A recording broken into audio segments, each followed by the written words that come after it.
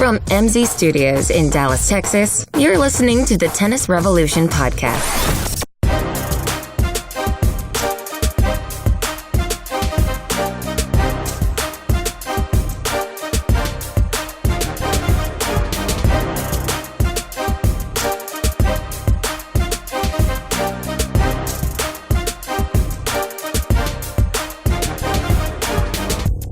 Welcome to the Tennis Revolution. We're going to try something new at the behest of my illustrious co-host. Don't blame me when it goes wrong. He said, get all the information out at the beginning because nobody possibly finishes this podcast. Very positive advice, wasn't it? Hey, when they find out you're not on, they do. That's for sure. So they already left, then it's too late. I should have waited. Moly. So follow us on Twitter at TennisRevPod. And we went from 115 back to 114 again. It's unbelievable. Oh, it's going to skyrocket with this new idea. I think so. And then, of course, Instagram only, at Tennis Revolution Pod. So you got to figure out how to spell revolution all the way out. And that's Instagram. For no particular reason whatsoever, we will not send out a pic to bother you again. Maybe. Right. We're still debating on that because we can't get above 115, and it's driving me insane. That's the same. That's me. My little Instagram account just trolling you. You don't even have a phone. That's why I'm late every week. I get lost. Can't find my way here. And my question is, how did I end up following somebody? I'm not even. What am I following? Can other people see who I'm following? I thought they could. I've got to. How do you unfollow?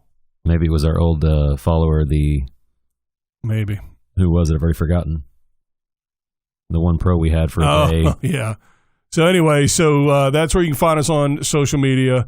Twitter mainly is where I send out links to the current episodes, etc. Please retweet those. And if this doesn't work to get us more followers doing it at the beginning, I'm done. I'm done. I've done all I can do. And subscribe so you get this right away. You want to be the first one to see please. And rate it and review it or whatever. 5 stars. Don't say a bunch of words. Nobody cares. It's a tennis podcast. They get it. Just put 5 stars. Everybody gets it. Boy, oh boy. Grass is legal now. Oh, wait. Not wrong grass.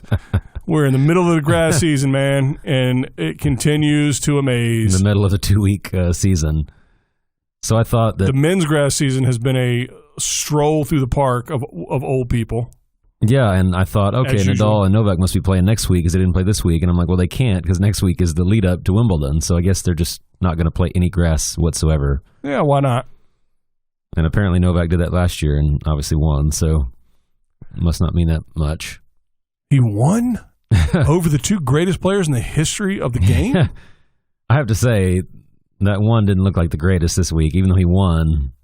He looked a little shaky at times. So, I'm glad you mentioned that. Not really, because I'm not glad a lot when you say anything. But I am going to have... So, Feliciano Lopez, I'm a big fan, wins the Fever Tree. Singles and men's, right? Which is Queens. And I'm all excited and ready to just blast everybody who's under 25. Right. Because an old man who really is a part-time player, full-time tournament director, which I don't even think it's... What is he directing now? I don't know. Because I know Haas is directing something. Yeah. And Blake is directing something. I thought it was. Anyway, I was going to wreck the next gen and the next gen. However, it looks to me like... and try not to listen to the commentators, but just watching the matches, that the grass is a little bit faster. And if it is, then I can't blame anyone for not doing well. Well, and it's funny that he's 37 because we talked about how we missed those surface specialists from about 15, 20 years ago, and he might be like the only one left for grass. Yeah. Because the last tournament he won was 2 years ago at the same tournament. Well, it's just you watch these matches and it's clear that the game style or their ability to play their game style on this grass is highly compromised. Right. And so when these youngsters are losing to grandma and grandpas over here, it's not I've let him off the hook a little bit on the grass because grass is such a different situation. But then how did Simone and Goffin both make the finals? Because they both don't go to the net if there's $100 bills hanging on it. So why were they able to make the final, but none of these other baseline players were? Yeah, well, luck. I don't know. I mean, both those draws collapsed really fast. I mean, Federer obviously kept his draw, kept people interested, but I was more excited about that other draw. We talked about how that one was a lot more exciting, and then all those guys flamed out early. Tsitsipas, Wawrinka. It was pretty crazy. It's weird that Zverev lost early. I can't. Oh, but he made a diving volley winner that made the top 5 shots of the week, and I was like, the only reason that's in the top 5 is because it's Zverev making a volley. If it was anyone else, it would have been an average diving volley. I don't know if is everybody fully aware of how awful his volleys are? No, he actually gets credit for volleys because they're improved. I'm like, so now they're average, and we're supposed to praise him for his volleys. Yeah, I don't get that. I don't know. So yeah, in Halle, I can't not say that. Think of it. I can't say it any other way now. I hear them on TV. Sorry. Sometimes they say Halle, but now I just see Halle. So Federer doesn't cruise. No. Certainly doesn't cruise to a win. But again, just watching the actual point play, nobody's taking full cuts at a lot of the balls. Nobody, you know what I mean? Right. And Goffin would be considered a next-gen player, probably. Because he's probably that 26, 27. Yeah. He might be a little past. Yeah, maybe a little bit. But still, I mean, we don't have anything in between Big Four and next gen, so I think you got to lump him into that. But yeah, so that's why I think letting people off the hook on grass, if it's moving that fast, I think is all right. Which I hate being soft like that, but I liked it because it like you said, it was something different. Yeah, there was slicing galore, a lot more slicing from everyone, and a lot more net play than you normally see. Not from everyone, obviously, but in the highlight of the entire grass season, of course. What do you think it's going to be? The Boodles coming up? No, that's automatic. Andy Murray's comeback? Yeah. Was that lackluster to you? Did you get as hyped up about that?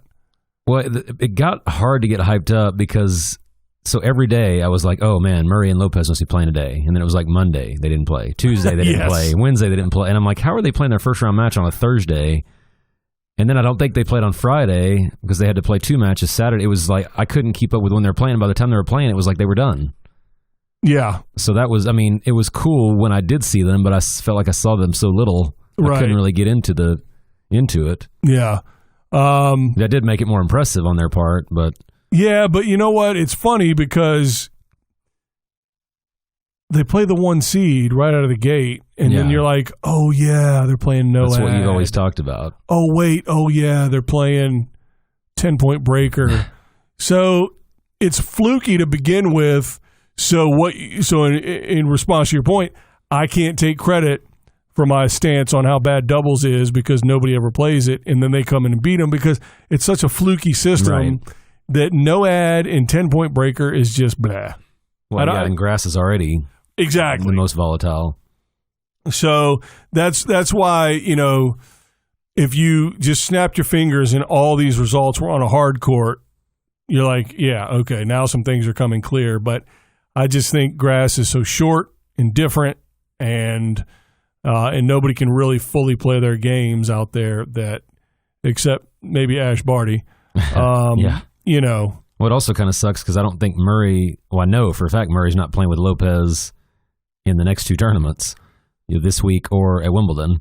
He's playing with someone else, I heard. So it's like they can't really build anything off of it. And I guess they make you decide your partners really early in these tournaments. Yeah, I don't know. But so I forget who he's playing with at Wimbledon, but it's someone else. Yeah.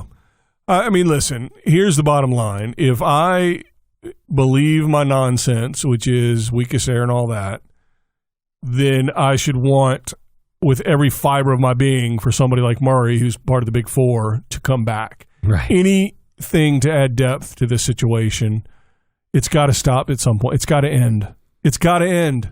These guys can't play until they're 50. They can't. And see, I don't want to turn this into a negative episode, but I feel like now more than ever, we're going to Wimbledon with 2 potential winners, and that's it, which is Novak and Federer. Because Federer didn't play well and won the tournament. So in 3 out of 5 sets, who's going to beat him? There's nobody. Yeah. And then you got Novak in there. Nobody stepped up. Like Lopez, if he gets a favorable draw, he can maybe make it round to 16 or quarters or something, but he can't go all the way. Yeah. And you compare it to the women, which we've done and favored the women. We have a new number 1 again. Now, wait a minute. Just hold your horses. So, a year ago, Osaka, she's going to be around for a long time. She's going to be, and she's not gone. Right. But she has definitely declined. She has certainly fallen off. And maybe that's just because she hasn't been on hard court recently. Sure. But, Ostapenko, we did it with her. Ugh. Did you hear the stat, though, today? No. So since, I think it was 2005, there's been 4 men, number 1. Obviously, we know who they are. How many women do you think there have been? So that's 14 years. It's more than 14, isn't it? Mm-hmm. Oh, my God. She's number 17. Wow. And again, the year may have been a little bit earlier than that, but there's been 17 number 1s in that time. And obviously Serena's in there, but I don't think you would consider any of them legendary players except for Serena. I doubt Venus was number 1 in the last 14 years, or maybe she was. Yeah. But so it's hard to get excited. The reason I'm excited about Barty is she just won clay court and a grass court tournament back to back, which is impressive. But we've already said that doesn't matter as much on the women's. Well, and, again, I think people need to slow their roll when you're talking about any other tournament than Grand Slams because no one cares about any of those. Right. Ones. I do, and we should. But, if she wins Wimbledon, but listen, it doesn't matter. Right. It doesn't matter because partly the stat you just mentioned, but partly because Osaka's a multi-slam winner. Right. And now I would have a hard time putting money on her. And I can't believe they Not said that I gamble. Barty's playing tomorrow in Eastbourne. And I'm like, the number 1 player in the world, why were you playing the week before a slam and when you just won the previous tournament? Listen, I was thinking about this when I was watching her play in the final. I would love it if she played doubles and singles, Martina style. Yeah. Not Hingis, Navratilova. Yeah. And started racking up wins in both. Well, and she could have in this tournament. They were in the doubles semifinal and she dropped out. Right. Which I think, I don't like that. Either don't play or, I think the only reason they dropped out is because they were going to have to play each other or they thought they could. I think if they weren't, like if Gerges was out of the singles or if Barty was out of the singles, right. I think they would have played. That's the only reason I'm kind of okay with it. Yeah. But then at the same time, you look at Lopez, who plays 5 matches in 2 days. It kind of makes you look a little inferior when he does that and wins all 5. You sexist. Yeah. But they also had a ton of rain delays, I'm sure, and the schedule got crazy. Yeah, for sure. But I was just thinking about the fact that she's a like they call a baseball player, she's a 5-tool player. Right. She's got all the pieces and she could do both, and I think it'd be fun to have. And I think that would garner a lot of interest because it wouldn't be just, here's a new number 1. She's going to be, in for 2 or 3 and then out, and then who's next? I think it would add some depth to her story, which I think would be cool. Were you as annoyed as I was with all those stadium shadows on all the courts? Yeah, what a mess. I mean, did you not plan that out beforehand? It was really difficult to see the ball. I had a hard time without the shadows, and that made it even worse. Yeah. Even the final with Federer and Goffin, one person was in the shade the entire time. And so right where they strike the ball, you can't see it. Right. So I thought that was really irritating. I hope Wimbledon is not like that. Yeah, I don't know. And what I don't understand is they have all those roofs. Why were the tournament schedules so screwed up? It was like you have a roof. Now maybe one of the places didn't have a roof, but yeah, I don't think who has a roof. Well, one of them did. Queens did, or no, Halle did because Federer played indoors. I know his first round. Oh, okay. But the other place must not have one. So, as per usual, none of these tournaments mean anything, and therefore none of them tell us anything. Right. Certainly, Federer winning tells us nothing. When they tried to make it seem like it did, they said, oh, well, 5 times when he's won this tournament, he's won Wimbledon. Well, the 5 other times he won, well, he didn't. Right. So that's 50-50, literally 50-50. So that tells you nothing. Well, what we already knew, he had about a 50% chance to win. Why aren't we commentating matches? Anybody can do it, obviously. I loved that comment. They said, well, the 5 other times. He said, every time I've won a I've played well. Well, then they said, well, he's won 5 times he's won. So what happened the other 5? You played well and lost? I find that hard to believe. If you play well on grass and lose. So I thought that was really funny that they brought that up. And plus, it's like 12 days before the tournament. Is that momentum really going to carry over? Can't imagine. And they've even said that the surfaces are slightly different anyway. All right, so is Sophia Kenin winning?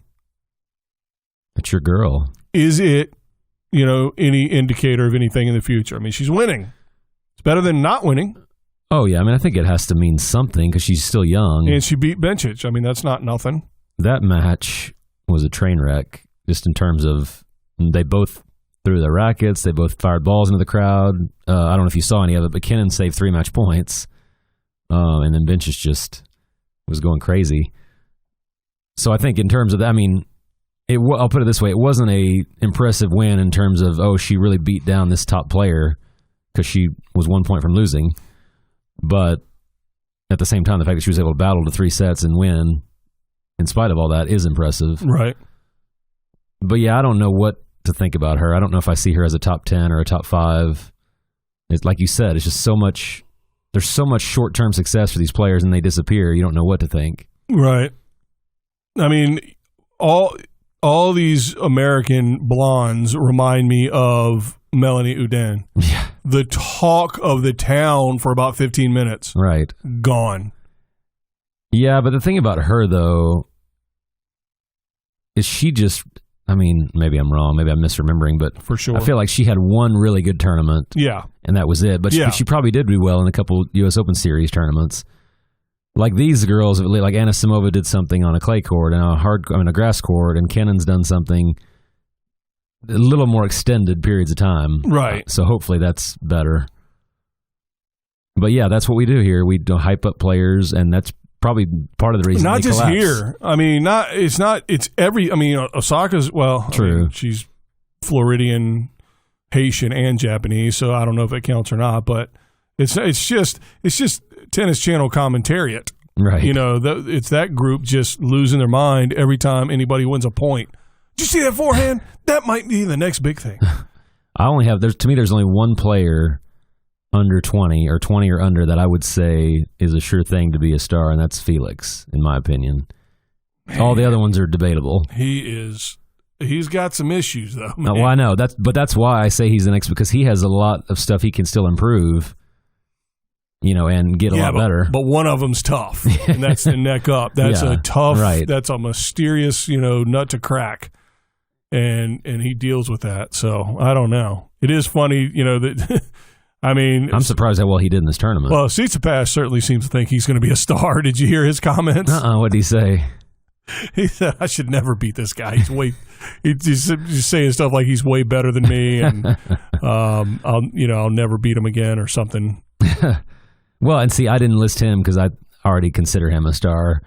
So to me, it's obvious he's going to be a number. I don't even mind saying number 1 because Djokovic and Federer are going to be gone. And one day. At some point when he's still in his prime. Who knows? Yeah, I know. Yeah, I mean, and that's the funny thing, the stark reality of it. You look at who's left after they're gone, and it's like, ugh. Yeah, Teams, Zverev, Tsitsipas, and that's really it in terms of who we think, because I'm not putting, well, maybe I said Zverev, but I don't consider him to take over the throne when they're gone. Misha? He's got good volleys. Yeah, where's he? Because he's got a better chance at Wimbledon than Alex. They have to have a betting line on that. They have to. Which Zverev goes farther. Right. I mean, the problem is, although I would still take Misha, even though he's going to play a seed earlier than Alex. So Yeah, but it doesn't matter. Alex doesn't lose to seeds. That's what I'm saying. Yeah, that's why that wouldn't even affect the betting for me. Oh, man. All right, so we got Eastbourne. Well, are we wrapped up with, I mean, again,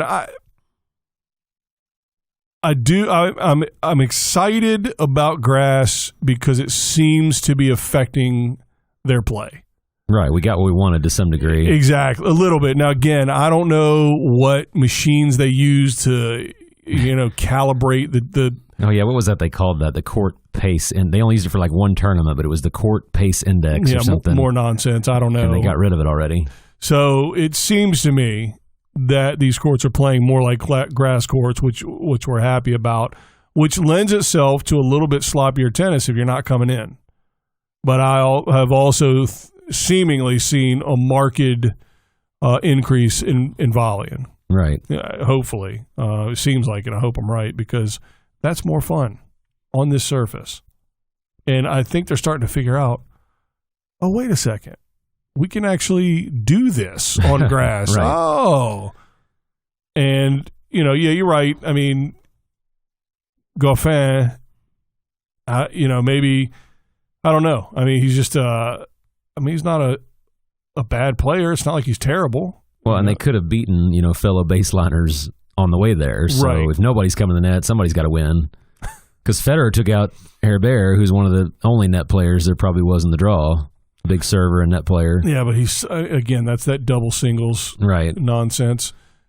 And it's to me, I think it's a pretty big difference in their level. So right. Oh, yeah. He's definitely a better net player by a long shot to me than Federer, but everything else he's not. Right. Well, because there's no way he's breaking Federer ever in a match on grass. Yeah. And I mean that's the whole deal that Federer on grass, nobody can break him. And that's why, and his tiebreak game is ridiculous. I mean, every tiebreak he was in, it seemed like he won it easily. Yeah, in the finals, it was 2. Right. And then, of course, what happened? Yeah. He falls off the cliff, 6-1. That's just, nice fight. Good effort. And I had him as the next big thing about 3 years ago. I really thought he was going to be top 5. He was, I think he beat Djokovic somewhat, big match. Well, it's embarrassing takes like that is why I have you as a co-host on this podcast. I look like But you know what happened to him? He broke his ankle at the French, and he's never been the same. Right. And I don't know if that he would credit that as the reason, but he never got back to that level. Oh, speaking of that, you got to talk about the sob story that we had this week. Oh my God. I mean, that's just so, well, first of all, why has he even been playing the last 3 months? Well, first of all, we're going to break your hearts, which you already know what it is when we come back.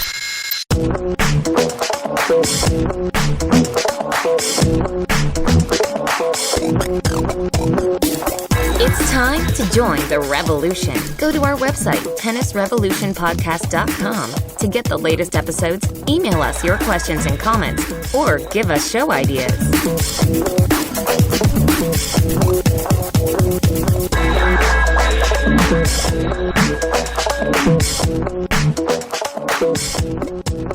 Oh man, I mean the upside is we're not real journalists or anything, so we're not breaking stories to people because I was actually, when I saw it came across a screen on the bottom. That's how I saw it too. It's the first time I saw it. And I didn't say, oh, man. That's the only reason tennis gets on ESPN is when something like that happens. I angrily said a cuss word when I saw it. I was serious. So Delpo is having surgery. Right. Again. And it's not cataract surgery. So he's not getting old. He is old. But, I mean, what can you say? I mean, listen. He's wealthy beyond imagination. Right. I'll never make as much money as he makes in a year in my lifetime. Right? So poor him. No, not really. He's eating every day, and he's got shelter, and I'm sure a lovely car. But what a bummer for tennis in general. And again, one of the small but significant still reasons of why this is the weakest era. I mean, if he had been 100% for his entire career, he adds to the depth and strength of this era. He's about the only person. In my opinion, could be a big three. Right, Nishikori, I don't think so. No. Del Potro, though, is the one that had he been healthy, he could have been on that guy's level. He could have put a dent in all of their, maybe not on clay for Rafa. But neither can anybody else. But at the same time, he's got some things these other guys don't. His forehand is ridiculous. I mean, he could actually play a style of match that would beat Nadal on clay. Yeah, I mean, he could hit through Nadal with that forehand. Plus, he's rangy. I mean, he's huge. That serve, clay or not, that serve's tough to deal with. And he just can't piece it together. But what I don't understand, I mean, that injury has been there since we saw him, 2 months ago, 3 months ago, so I can't understand what changed. Like, I couldn't understand why he's playing. When I saw him play one of those hard court tournaments in the spring, I was like, why is he out there? And he was battling through matches, but I mean, there's no way that's going to help your knee. In other words, maybe it's one of those situations where the doc's saying, "Listen, it's going to be painful, but it's not going to get worse." Right. And maybe it didn't get worse. Maybe it was, decided, let's see where this is at, and I can't play through it. I don't know. I'm speculating. I have no knowledge of anything of a medical nature. As a matter of fact, I can't even stand the sight of Band-Aids. I pass out. It's terrible. So I'm the wrong person. But I've certainly been around players where our training staff has said, look, it's not going to get any worse. Right. You just got to deal with pain. And maybe he just got to the point where he couldn't deal with the pain. I don't know. But the bottom line is this selfishly for us, I mean, obviously it hurts the depth and continues to make this the weakest air, missing him. And, obviously the big three there's no chance now that, somebody like him will just kind of sneak up and take him out. But more importantly, seemingly he's a wonderful human being and all the rest of it, and just bad luck, or bad luck, maybe not the right word, but just bad circumstances, and it's a bummer. Would you put him over Ferrer in the Hall of Fame conversation? Over Wayne Ferrer?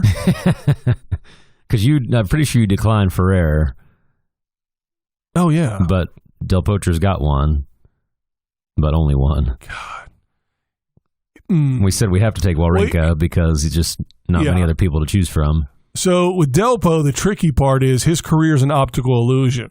Yeah. Because from the day he turned pro till today is a long time. But if you add the total days up that he's actually been on court physically, it's much smaller. So it's an optical illusion in that way. And so it's hard, because without being short-sighted and just looking at Grand Slam totals, you got to look at other, the success in other tournaments. And that's what I was going to look up. Winning I was curious how many titles he's won in his career. I can't. None. I wouldn't think it's very many. Just won the U.S. Open. That's it. By hitting the biggest forehand I've ever seen, over 100 miles an hour. I mean, that thing. Wow, he's got more titles than I would have thought. He's got 22. Wow. That's actually, and he's got a 72% winning percentage. That's pretty good. He's been to the quarters of every slam, semis of 3 of them, made the finals of the Olympics. So yeah, that's more than I thought. Won the Davis Cup. I mean, so you think about it. That's got to put him above Ferrer, I would think. I mean, what were you doing in 2005? That seems forever ago. That's when he turned pro. Right. But does it feel like he's been playing that long? Oh, no. It feels like we've barely seen him. I know, because he's always out. Man, that's a lot of wins. That's not bad, though. Yeah. 25 million U.S. 11th all-time leader in earnings. You can't tell me this is not the weakest air. He is the 11th all-time. I know money and prize money goes up, so it's not a fair. They really should.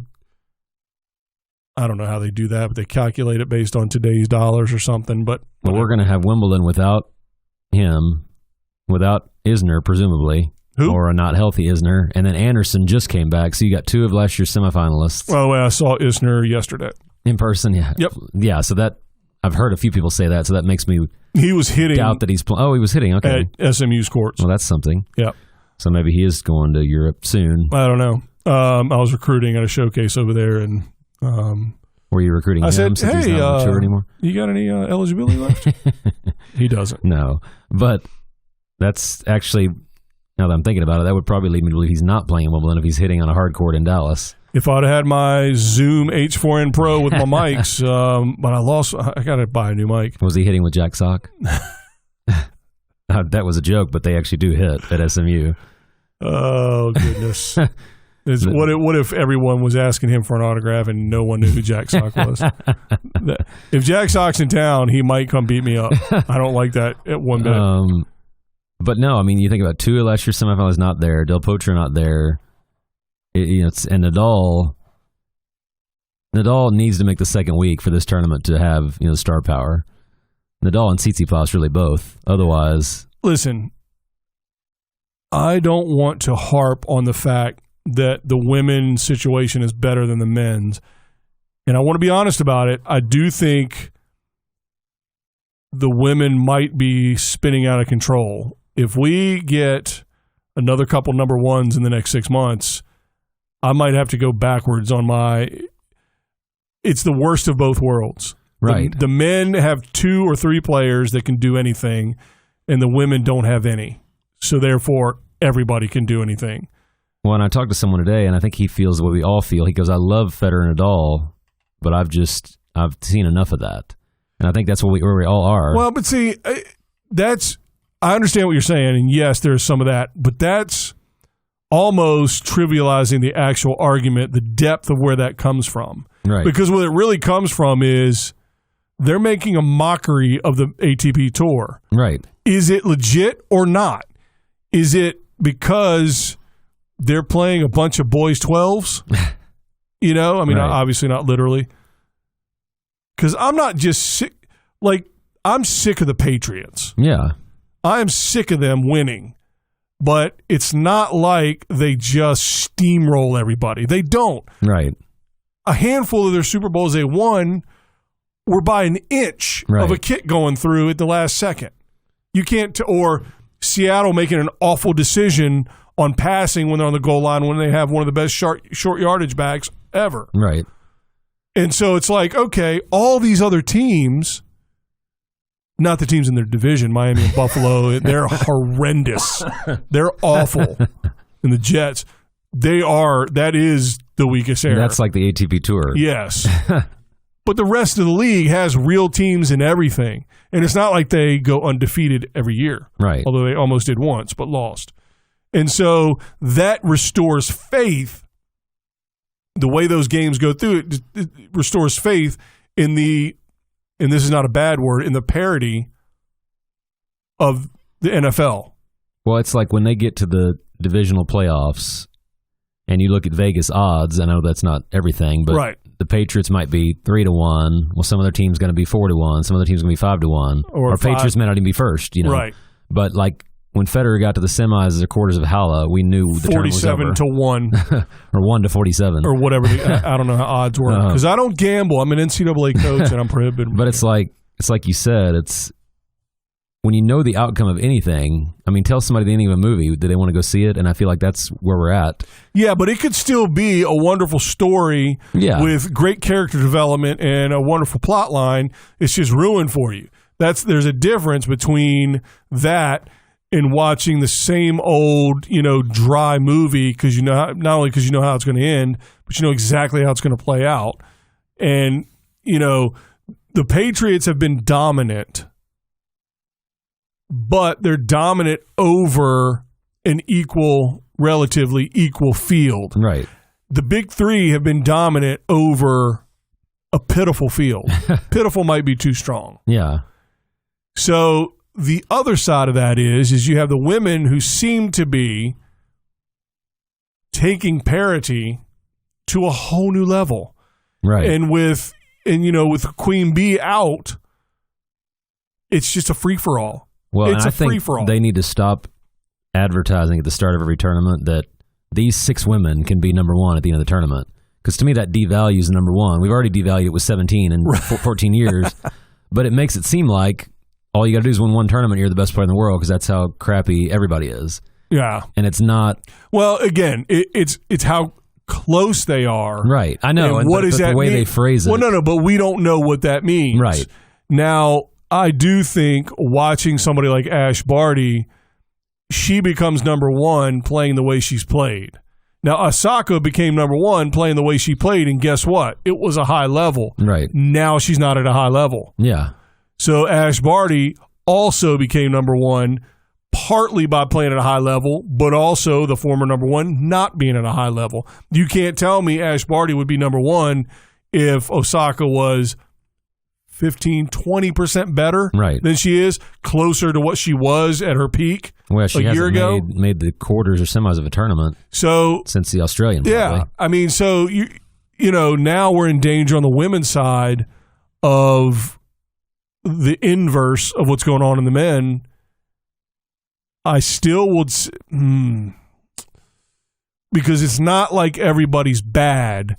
They're just streaky. Right. Ash Barty or Osaka before that had a run of high quality tennis. Right. In big tournaments. In big tournaments. Now she's gone, and now Ash Barty has filled that vacuum. It's not like everybody stumbled forward to number one. She actually took it. What's also funny, though, is in the women's, to be number one, you have to play, it seems like 35, 40 weeks a year. And the men, it's the total opposite. It's the men that are playing the least are number one. I mean, like I said, Djokovic not playing a single grass court tournament. I mean, he's going to be number one for at least the next 3 to 4 months. He could probably not play and be number one the next 3 to 4 months. Right. And whereas the women, that could be why Barty's playing this week. She's thinking, man, well, if I don't play and Osaka does well, she could pass me right back. You know, so it's just funny how it's a totally different, it almost seems like a different ranking system. Hey, Ash, don't worry. She's not going to play well. You're good. You're good. But I guarantee you going into Wimbledon, there's 3 or 4 women that can be number one. And they're going to talk about that as if that's a positive, and I'm not sure that it is. Yeah. Because invariably. But see, in context, I think it can be. And again, you know, it's kind of like when the men back in the day when, like, we had a similar situation where guys would pop into number one for about 15 minutes. Marcelo Rios. I was going to say Marcelo Rios. He'd pop in, he'd be number one for about 15 minutes and then be gone. But the difference is, like I said, it's not like whoever's the least worst ends up at number one. It's she just stumbled. Now I grab the ball and take it and run. And you have to give credit to Ash Barty for playing well. Well, and that's the problem with them using that narrative is, like, I think in the French they had 6 ladies that could be number one. Well, like 4 of them lost in the first or second round. So it made it look like, you know, if it builds to where you're there 4 of the final 8, that's awesome and incredible to talk about. Yeah. So I think they almost should wait and save it to then. It needs to come down to the winner of this match will be number one, not if she loses before the third round, but she doesn't, and then she, you know, that's what I mean. Yeah. And even for them to put, you know, Kiki Bertens can be number one if Barty loses first round and Bertens wins it. Well, we don't need to know that. Right. That's like, you know, that's like doing the mathematics. That's like the playoff scenarios in week 14. You know, you don't need that. Right. You know, when it gets to the quarters, then maybe say, well, since Barty already lost, you know, Bertens can still take her number one ranking. I get that later in the tournament. See, that falls under one of my old sayings.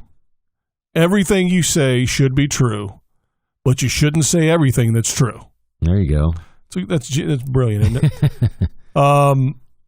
Yeah, that's a good point. That temper. Well, listen, again, it's Tennis Channel commentators. They have nothing else to do, except overhype everything. It's funny. The Tennis Channel's fantastic. Their commentators are not. Well, and I also don't. Is there anybody that's ever gotten excited about watching a match because someone could become number one? I mean, maybe Australia was excited about that match today. I don't know. Only as it has to be deeper in the tournament, and the match has to be the head-to-head winner. That's what that I agree with. If the two are playing each other, then like we had that one year. Although then Federer withdrew. I mean, we had the year where it was supposed to be Federer versus Djokovic, the last match of the year, and Federer withdrew. I mean, that would have been the biggest match they've ever had at the Masters. Right. And of course, it didn't happen. Right. So I think so I can temper my feelings about the women right now being the inverse of the men, in the sense that at least when the person that takes over the number one spot earns it where they're playing quality tennis on the court, even if the person they're taking it from is not. Oh, I still think the women's situation is way better than the men's. Yeah. Plus, the women's has a future, whereas Yes. the men's is like you said earlier, what's going to happen when these guys are gone? Like, I don't even know. I honestly can't predict. Well, put it this way: we've been through. Do we have hope? Oh no. Whereas the women, every week, somebody could be the next, whatever. Yeah. Now, I think certainly it was overhyped to say Osaka was, and I didn't, because I just don't go down that road usually. Although I was pretty hyped up about Tsitsipas that one tournament after I came back. I said I rarely do until Osaka won 2 slams in a row. Because that's so unusual. Yeah, but 2 slams in a row, what's more impressive? 2 slams in a row or a slam, 2 quarters and then a slam? Right. Exactly, consistency. And so on the women's side, that's what we're lacking. Without Serena, to keep everybody in order, that's what we're lacking. And, listen, again, when Halep won her first slam, what a high-quality run she had been having. Wozniacki, what a high-quality run she had been having. Yeah, they sort of built up to that. Yeah, Sloane. Sloane a little bit less of a, build, but still, talent-wise, we know what she can do.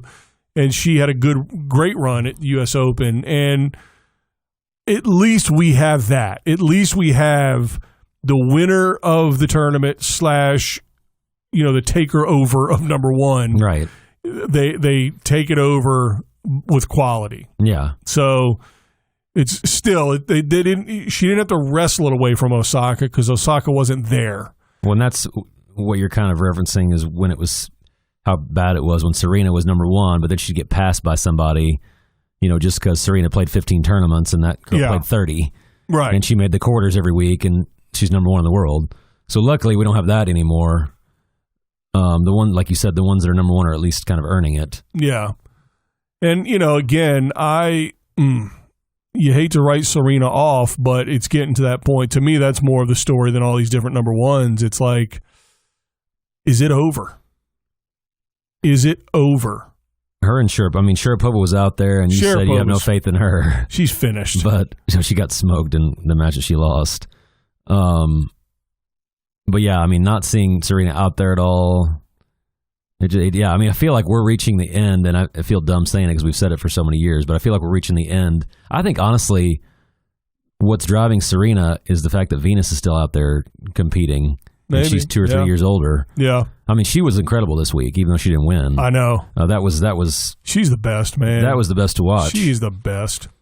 Played doubles with a British wild card. Yeah, that was fun. That was hilarious. On her birthday. This scared little thing, not having any clue. Dart. I wish they'd have gotten more into Harriet? Was her name Harriet? She already Dart? lost today in the Harriet next tournament. What is this, the 50s?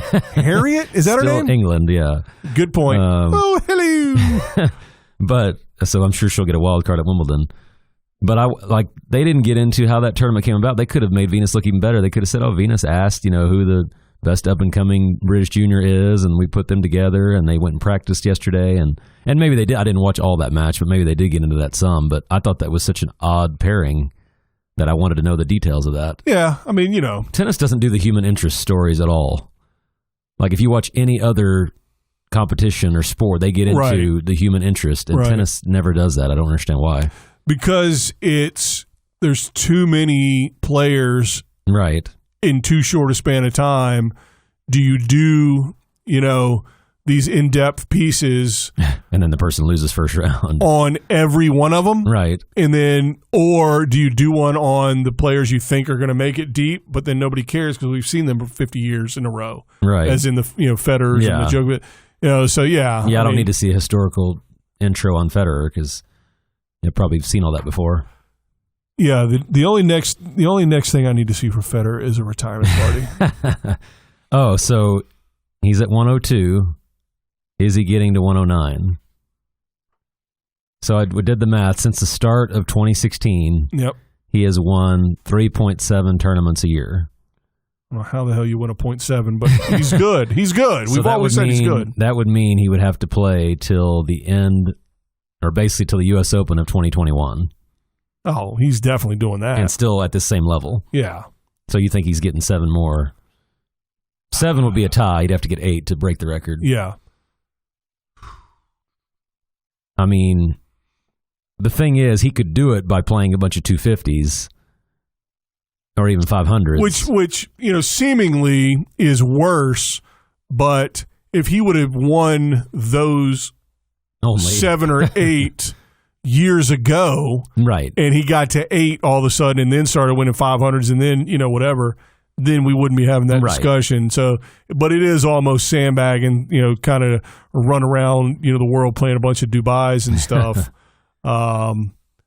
Does he get? Yeah, of course he does. Of course. Can't doubt him on anything anymore. Of course. No. I don't. It's not him. I doubt the rest of the world in tennis. Of course. So he's 37? Yeah. Right? About to turn 38 next month. Okay. So he'll be. So you said 2021 or 2020? It would be 2021, yeah. So he literally could be winning a match to put him over the top. He's probably going to have to win the last one at 40. Of course. Well, and... Of course. Yes. I won't make predictions about who wins a tournament, but yes, he will break over this broke down weakest error. He will get to 109 at 110. Well, and this is be a mini corner, but what ranking do you list that in your greatest of all time criteria? Total titles. As it's happening, 0. Because it can't be number 1 because nobody says Connors is the best ever, and he's got 109 titles. Yeah. And I wouldn't I'll just give you mine. It's not top 2. I don't think it's top 3. Just because, like I said, you can pick. So and choose what's number 1? Grand Slams? Grand Slams, just because everybody says it is. No. It is because the most players play in it. Well, so I mean, everybody treats it that way. You pick a year, all the 4 tournaments, and you look at the toughest road to victory, except for the French Open for Nadal. You don't play a single, or was that the U.S. Open where you didn't play anybody inside the top 50? I think it was the U.S. Open until he played Anderson. Yeah. Right? So, but you look at any Grand Slam, the highest rank and the most players, obviously, because of the draw size. Right. So, of course, those matter more because they're bigger and they're tougher theoretically. Right. And 5 sets. Yeah. To me, number 2 is weeks at number 1. I know you put a lot of value on years at number 1, but to me, just the longer time you're number 1 says something. Yeah. So weeks at number 1 for me is second, and then it gets debatable after that what the rest are. I would go 1 if Grand Slams are 1. If majors are 1, then Masters has to be 2. Yeah, and see, because to me, winning tournaments is what we do. Right. Because we don't go out and play, let's just go play a pickup match and this counts. Well, even you're right, though apparently the ATP is going to start counting matches that I play on PlayStation. Well, but you're right, though, because imagine if you lost the final of every tournament during a year, no one's going to say you're the best player, but you're going to be ranked number 1. Right. Because you made the finals every week. Well, it depends if you lost to the same player. If you didn't, if you lost in the finals to Federer in week 1 and he never made another final again, if you lost to somebody different you have an issue with finals. Right. But you'd be the clear number 1 because you'd have so many points every week. Right. It's just closing the deal that people get hung up on. And listen, I mean, you mean to tell me, like at the U.S. Open particularly, because they have the regular old tiebreak, you mean to tell me if you lose the U.S. Open in a 5th set tiebreak, 14-12, how far away from the guy that beat you are? You're 2 points away from that guy. Yeah. And what if one of those points was a let cord that dropped over? Then you're a half a point away from him. Well, and if that's the only tournament that guy won that year. Exactly. No, I mean, I think that. So I think to me, majors is 1, and I think these are to some degree weighted. So it's not just a straight. Right. Because I think 2 is a closer number to 1, whereas weeks at number 1 there's a gap between Masters and and listen, the season set up so stupid, right, that it's just impossible to. Well, in weeks at number 1, there's not even any tournaments between early November to mid-January, so you're just sitting at number 1 by doing nothing, racking up weeks. So yeah, I mean, the weeks thing. That's why the year end, and part of it is obviously my bias towards Pete Sampras, but year end number one means you played every single tournament, every surface, unless you're Federer, every corner of the world, and all the year before has rolled off now. Right. And so for a calendar year, including every tournament, you're the best. That's to me why, the fluctuation of the tournaments from the previous year affect weeks at number one. Well, whereas year-end number one means 12 months of tournaments from January to December, I'm the best. Well, I remember Tiger Woods was number one like 18 months after he won his last tournament. He was still number one. Now, that was a 2-year scale. Are you talking yourself out of your dumb number three then? Weeks at number one? No, I mean... That's why I like year-end number one, because it is this year right now. Well, the problem with year-end is you're just going to have so many ties. You're going to have 4 guys that did it 5 years and 3 guys that did it 4 years. And so weeks just differentiate it more. You can't have 1 week at number one in December and finish year-end one. You know what I mean? Right. So you're going to have a fair amount of weeks at one. Yeah, true. It's just, who knows? You would have to have the most weeks, I guess, of that year. I don't know. No, because somebody could be one and then fall. That's true. You take it over on December 31st. Completely off. But then you're going to keep it probably for a while after that. Or you could. Yeah. But yeah, I mean, outside of that. The weeks at number one is your points relative to last year's tournaments. Right. Whereas year in number one only is this year's tournaments. Because by the time you get to December, every tournament has rolled off from the previous year. And now your points are only, whatever. And people have such a hard time. I get asked about that constantly. The defending points. Defending points, yeah. And so to me, after those 3 are weeks and years counting as one, there's really, total titles. So we're saying total titles is 4th at best. So Grand Salamis or majors, if you will, Masters. I would say every level, whatever throughout the years, whatever they called them. So starting with the majors, right. Then that Masters 1000s, the Masters Shields, whatever they called them, then 500s and 250s. If you're number one in 250s but nowhere to be found above that, all right, that doesn't matter. But if you have 250s on top of being, Federer has the most Grand Slam, most majors. How far away is, Djokovic to that? Right. Versus how far is Federer away in Masters? It's pretty close. If you added up both, they'd be almost even or 1 apart, I bet. Well, same with Nadal. And you need to weight the majors more. Right. So being ahead in if he was ahead in majors by 2, and then or Federer was ahead of Djokovic in majors by just 2, and Djokovic was ahead of Federer by 2 in Masters, then you give it to Federer. Right. If he's ahead of him in Masters by 12, right, that changes things. Well, and people say we talk about this a lot, but it's literally happening now. Like, it's changing. We're not debating Agassi and Sampras, from 20 years ago. I am, but yeah. But so, it literally, their position is changing every week when one of them wins a tournament, and that's every week. Right. Well, listen, with an individual sport, it's easier to me because, everybody talks about, is Tom Brady the greatest quarterback? Well, yeah, because he's won how many Super Bowls. He didn't win those Super Bowls. Yeah. All 53. What is it? 53. Yeah. All 53 players. And plus the coach. And that wizard of a coach won all of those. Again, Vinatieri won 2 of those Super Bowls for sure. Right. And Pete Carroll won them another one by his dumb call of a pass.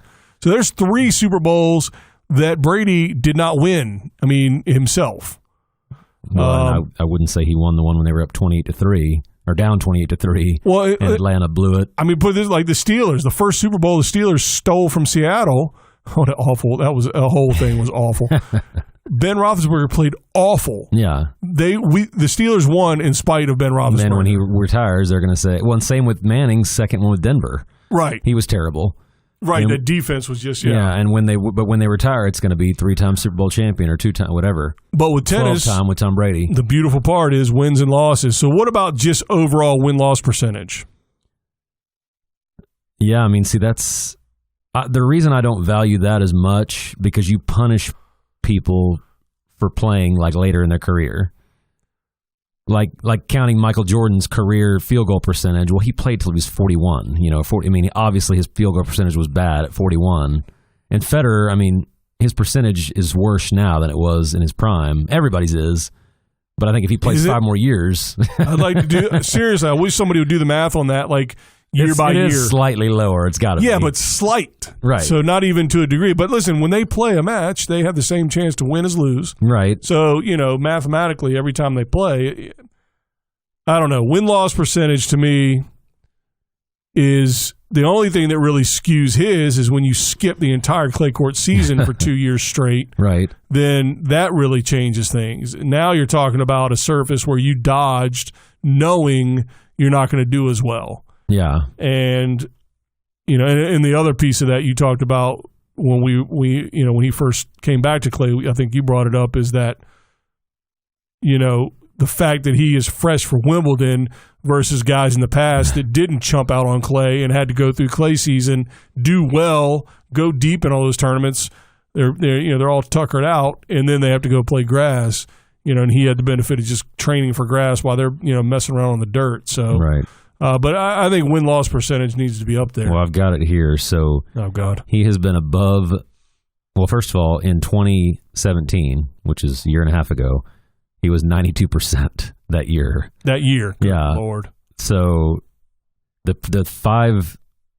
10 years before that, he was never above 90. 2006, he was 95%. So for 11 years, that was his best year in 11 years based on win percentage.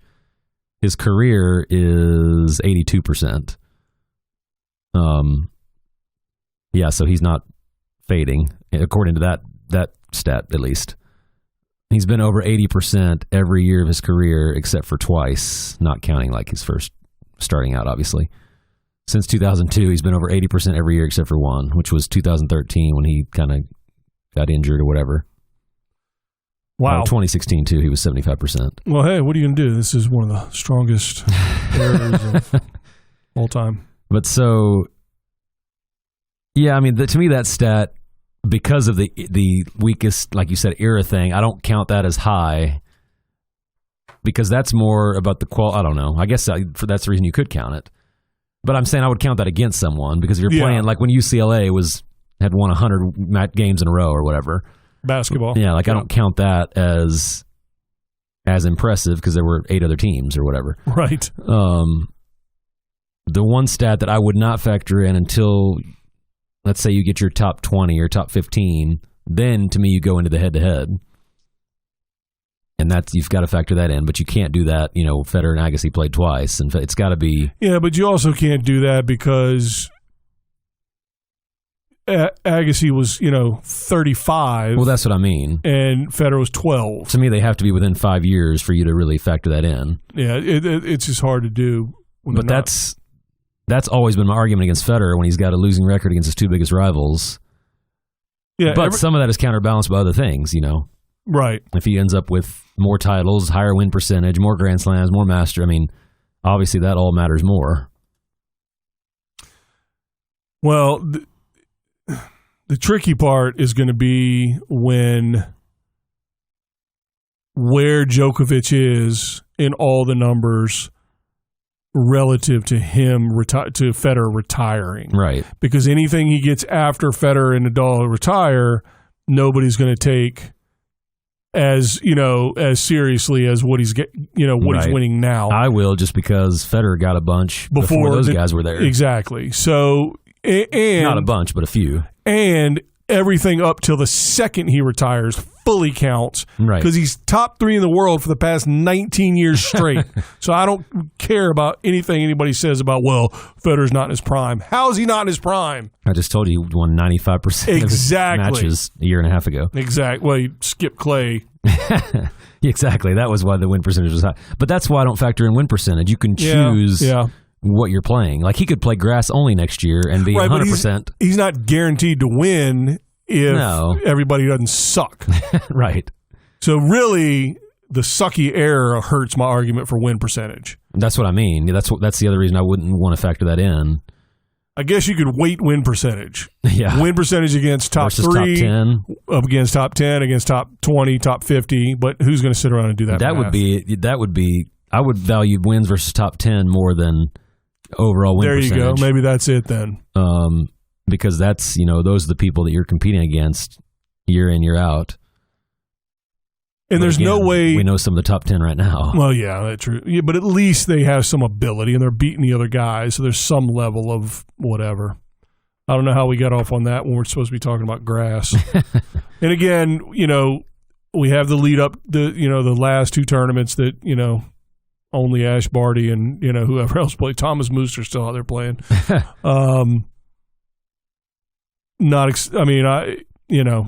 Will I watch Eastbourne?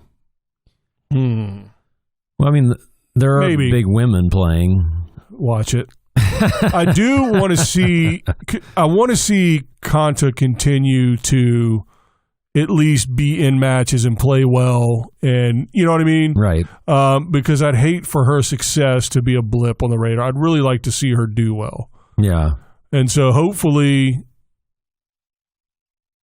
she'll kind of ride her recent success into a nice run at Wimbledon. And she doesn't need to win it for me. That's not going to make a difference. It just, I want her to be a threat. And I'm not going to derail this again by going back, but I just found Federer 75% versus top 10. He's played 830 matches against top 10, which is actually an interesting stat too. So he's 75% winning against those. So if this is an important question. So it's kind of like if a tree falls in the forest and nobody hears it, did it, make a sound? If Benoit Paire is your number 1 seed, is it really a tournament? How dare you say that about your man? I know. But he's Gasquet the one. number 2. I wish. Hero.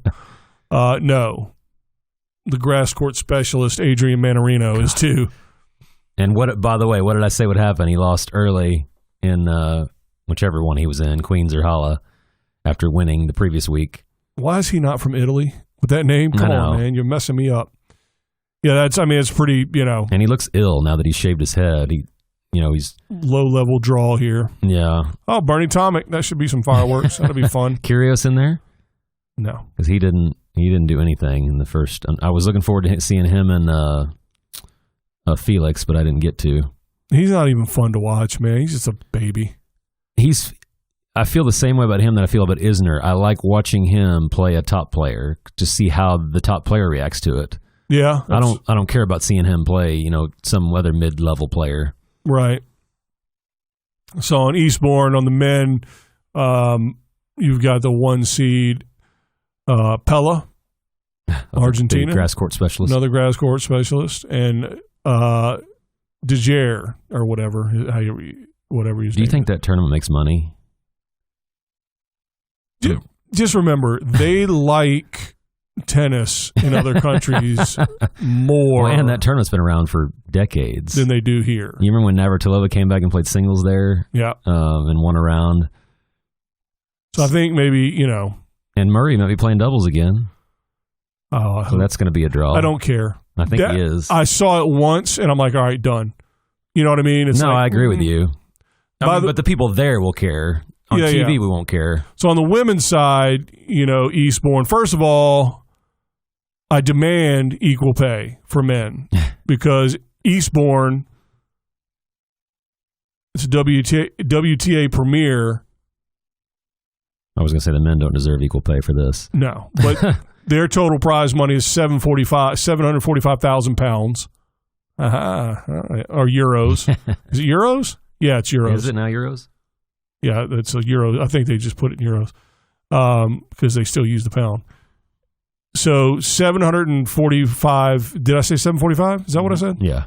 And the women, which is the premier event, are making $998. But then they have dollars. What are they doing? They put in different denominations, so you have no protest. idea. God. I think they meant to put it in the same currency and therefore equal pay. I'm gonna march on Eastbourne. Again, that's the worst. That's the number one argument. They need to separate. And we've debated whether people should play that tournament if they need the court time, but it's really gotten to the point where none of the top players play it. Because even like Team, he's normally somebody that would play the week before a slam, or Zverev, like Zverev did before the French. So I'm a little surprised you don't see a few bigger names in there. Wawrinka.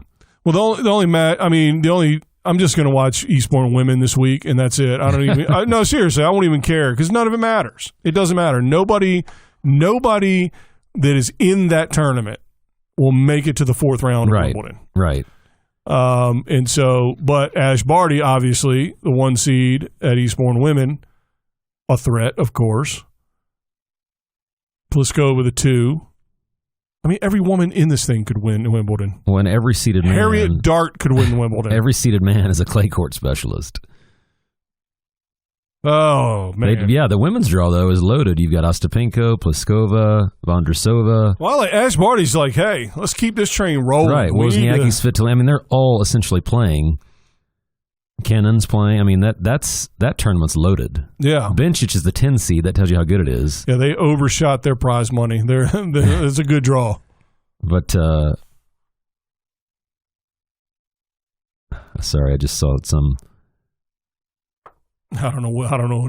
Care what you saw on your internet. Something about Murray being rejected for mixed doubles. Oh, yeah. Yeah, who cares? That's funny. Yeah, I was glad to see him out there, but now I don't care. Unless he's going to be he'll back. Play with Harriet Dart. If he's going to be back, then fine. Otherwise, I'm done with the sideshow. Let's move on. Well, don't you think it would be a huge mistake that if he played singles at Wimbledon? I don't know. I don't know what his doctor said. I don't know what his situation is. But it's not a huge mistake if he's back. It is a huge mistake if he's not, and I don't know. He played doubles. He was diving all over the court. That's true, and played 2 matches in a day.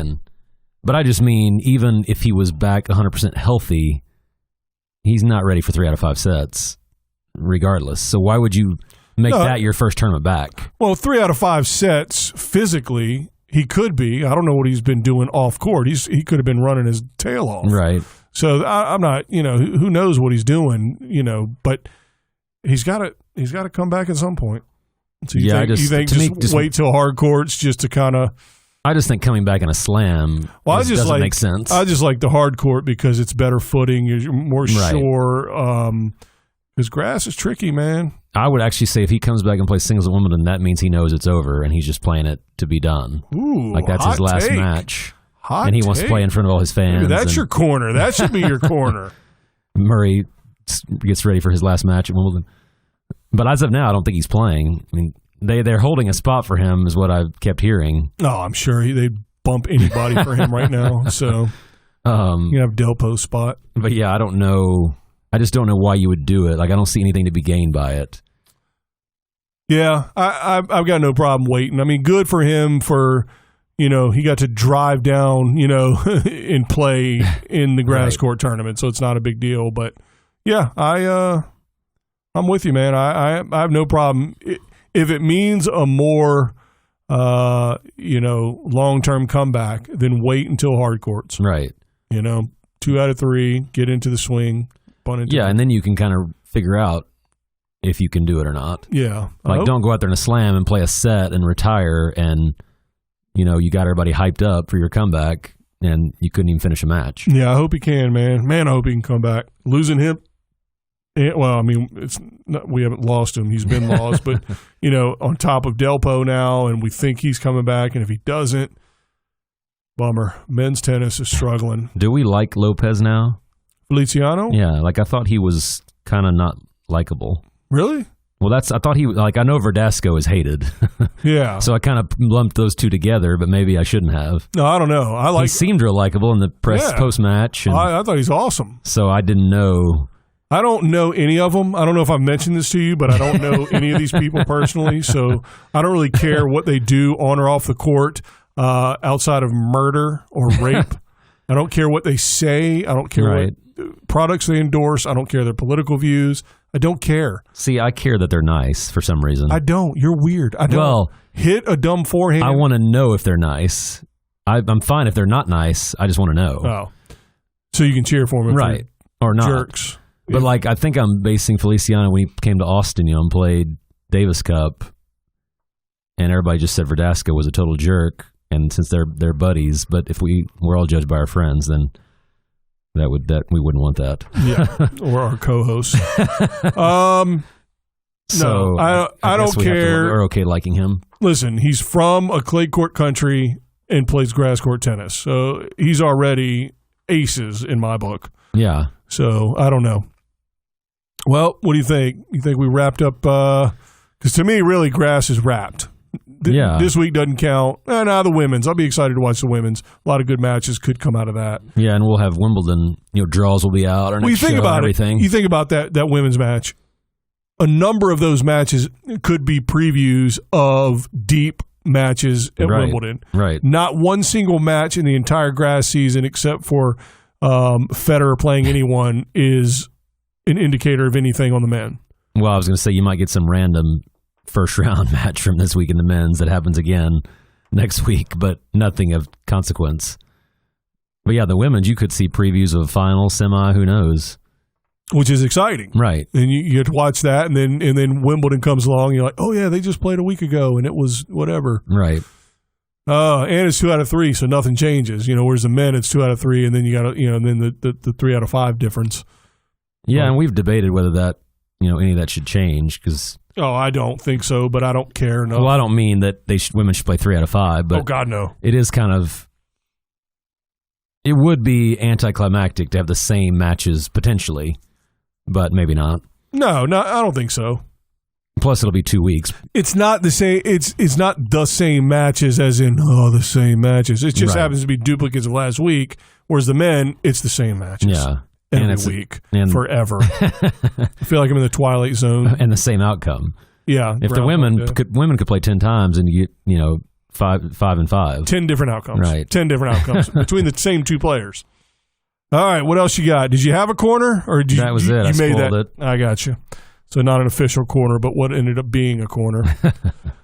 Oh, grass court, man! It's here and it's gone. It's here and it's gone. Every year. Oh, it depresses me. And it really is 1 week because nobody plays the first week. And nobody plays the third week. On the men. So it's really that 1 week is what we had. Yeah. And we still didn't get Nadal and Djokovic. The Boodles, baby. That's all that matters. The Boodles. They had good matches last year. So maybe we will have that to talk about. Who knows? I remember Shapovalov was there. Yeah. There were some big names. I bet he's doing it again. I hope so. Who wouldn't do that again? Stoke Park. Anyway, all right. So we gave you all the good stuff with Twitter and all that at the beginning. So if you're still hanging on until now, you don't need to know it. And we appreciate your effort. Do all the stuff, man. Keep spreading it around. We're growing slowly but surely. But our lack of ability and effort in promotions. I mean, listen, we don't know what to do. Right. Nor do we have the technical capabilities to do it. So we're 0 for 2. But we know you guys do. Well, certainly you do. You found us. It's a miracle this thing gets recorded and posted every week. There's no chance that if I had to do all this at once and figure it out, I just did it one piece at a time. It started with being able to turn my phone on. Like that was the beginning, and then just from there. But and to be fair, our absent producer who produces from afar, he does most of the work, but to get everything posted. But anyway, we are completely deficient in any skills of marketing, and certainly with social media marketing. But you are not. I'm sure of it. You're not. So help us out. Spread the word. Subscribe for sure. If you found this some other way, go to iTunes. Stop being lazy. Go to whatever sorcery non-iPhones have to figure out where podcasts are, because I don't know. And subscribe so you download it automatically. And I can quit doing my half-assed Facebook promotions, which I don't know what I'm doing. I know you're sick of getting posts, but I can't help it. That's the only skill I have. So spread the word. Yeah, they do. Of course they do. They eat it up. So spread the word. Get it out there. share with everybody, and let's keep this thing growing. Because again, I was recruiting today, talking to a bunch of coaches, and didn't mention podcast once. Not once. I just forgot all about it. I'm busy recruiting, and I'm recruiting against some of my competitors, and I'm not, so I'm stabbing them in the bathroom, getting them, hiding them in a broom closet. Lead pipe. Yeah. And so I forgot to mention it. But growing the game is everybody's job. In America, anyway. Other countries love this sport. We don't. Like you said, we have to do our own growth. Otherwise, it's not happening. Yeah. I mean, every country club, every public facility, every high school player, high school coach, college player, college coach, tennis fans, recreational players, instructors, everybody that's connected to the game of tennis. And I'll throw in pickleball, too. Why not? Because they really want to be tennis players. They just... I'm glad you didn't finish that sentence. I have to get a local pickleball champion on at some point because pickleball's big. They actually play for something? I don't know. Pickles. I thought it was pickles. Or is it paddle tennis? I don't know what anything is. Is it all badminton? Maybe. Anyway, it's all bad. So that's not nice. I bet you pickleball is fun. It is actually. All right. So anyway, but it is everybody. In and around our game, it's your responsibility to do each and everything you can to help grow this game. I am dumbfounded when I think about it, every time I think about it, that colleges in America even have tennis as a sport. We don't have curling. There's no college curling teams. Why not? Because nobody curls. Right. And if we can't maintain or grow, that may be something that goes away. College tennis could go away. It's not beyond the realm of possibility. And so our number one goal should be just to get more people in this game, get more people involved. Now, you may think, well, the best way to do that is not let them anywhere near this podcast. Agreed. You might be right. You know your friends better than I do.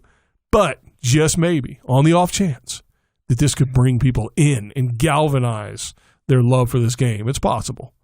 Share this podcast, spread it around. This is one small part that we're doing to help off the court anyway, because we already do stuff on the court. But this is one small thing we're doing to help grow the game. And so do your part out there as well, because I'm tired of being behind lawn darts. They don't have lawn darts anymore. They outlawed them because children were getting killed in the head with a giant dart that you throw up in the air. All right. Anything else besides that public service announcement? That's it. All right. Well, in that case, thanks for joining the revolution. And until next time. Bye, guys. Hey, I was going to say Sharapova, but now I'll just say bye, Sharapova.